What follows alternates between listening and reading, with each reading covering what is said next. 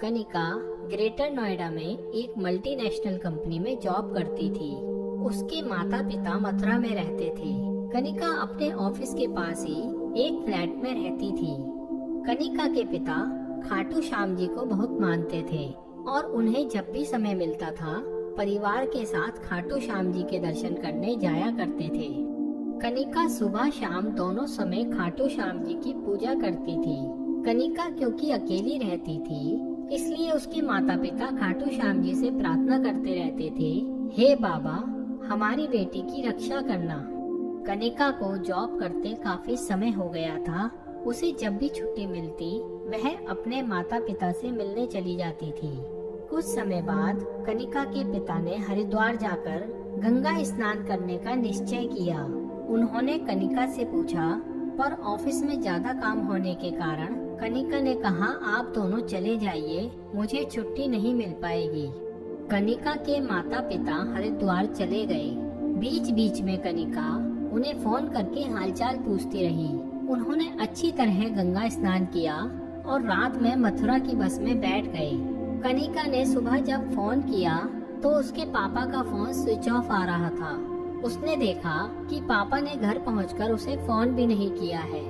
कुछ समय बाद उसने अपने पड़ोस में रहने वाले पापा के दोस्त को फोन करके उसके घर जाने के लिए कहा।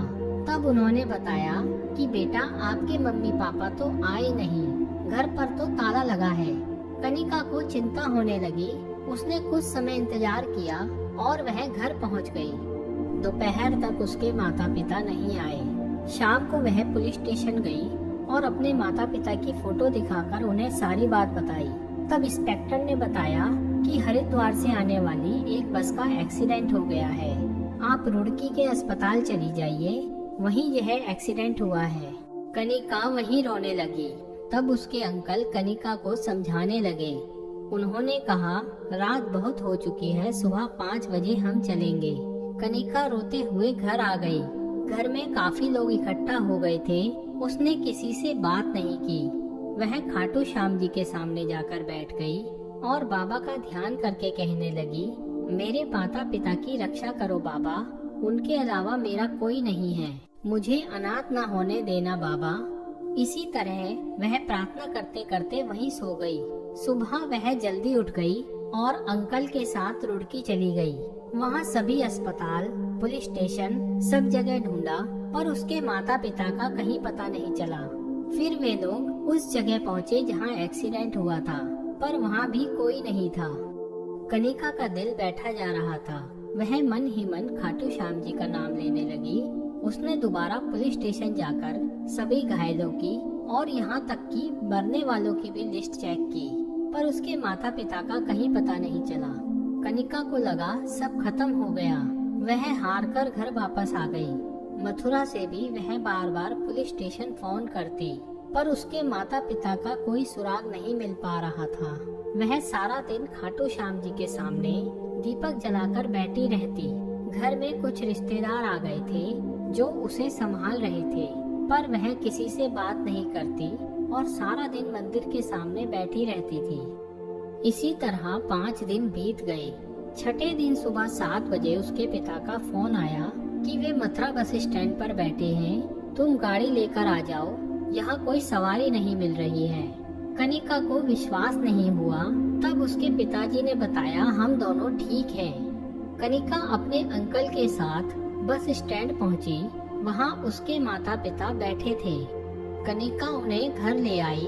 तब उसके माता पिता ने बताया कि उन्हें भी चोट लगी थी और वे बेहोश हो गए थे। जब उनकी आंख खुली तो वे एक फ्लैट में थे। एक भले से व्यक्ति उनकी सेवा करते रहे। जब हम थोड़ा ठीक हुए तो हमने देखा उस फ्लैट में हमेशा इत्र की खुशबू रहती थी।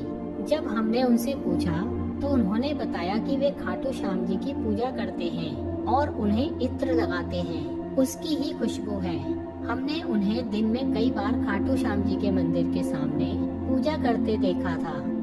हमने तुम्हें फोन करने की कोशिश की पर हमारा फोन काम नहीं कर रहा था।